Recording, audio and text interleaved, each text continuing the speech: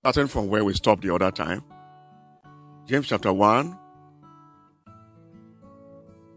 For if anyone only listen to the word without obeying it, and being a doer of it, is like a man who looks carefully at his own natural face in a mirror. For he thoughtfully observes himself, and then goes off and promptly forgets what he was like.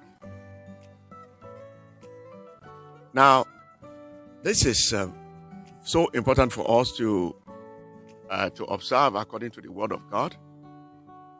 We need to observe the strength, the power, the life which is in the Word of God. Whether you are reading it or you are listening to it, it's going to give you the same thing. But the Bible tells us that faith comes by hearing, and hearing by the Word of God. James chapter 1 verse 22 say, but the doer of the word, that is, obey the messages that is written in the word, and not merely listeners. Don't just merely listen to it. Don't be a mere listener, but obey the word of God. The word of God is alive. Let me give you an example. You go to a river and you catch a fish in your trap. You'll see the fish will still be kicking because it's still alive. That is how this word is. The word is alive. It's kicking. This will destroy cancer. This will open the eyes of the blind. This will fix the life that is already crumbled. And what do you do to attain the understanding of the Word of God? Read the Word regularly. Yes. Read the Word. Don't miss a day. Read the Word or hear the audio. Don't miss a day. When you do that, you will become loaded. You know, the Bible tells us something that when the sky is filled with rain, then it comes down again. The Bible said that. Also, the scientists say it.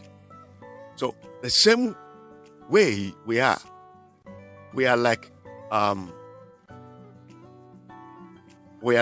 absorber that can absorb the word of God. And depending on the measure of what we absorb, if we don't absorb a very good quantity of the word of God, it will be of no effect to us when we need it. That is why some people will be complaining about the word of God. I've read the Bible, I've studied, and things has not changed in my life. But you do it every day. Do you absorb the word of God every day? I said a little bit of the word of God. Apply it to your situation and you see it change. A little bit of the word of God. Apply it to your condition and it will change. A little bit of the word of God. Apply it to your shortcoming and you will see changes. This is how we face the conditions around us. We face them with the word of God. The word of God is alive. The word of God is kicking. The word is old. Some people say the Bible is an old book, and then they thought that is of non-effect, and that there are a lot of technology in this generation that can counter what is written in the Word of God.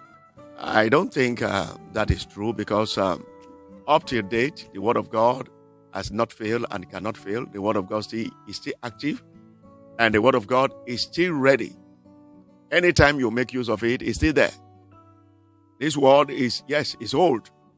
It's old. Even God himself is ancient of days, but is as old as timeless. We cannot even say how old is God.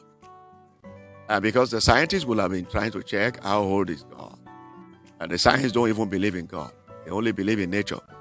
And nature don't appear on their own. Nature appear because there is God.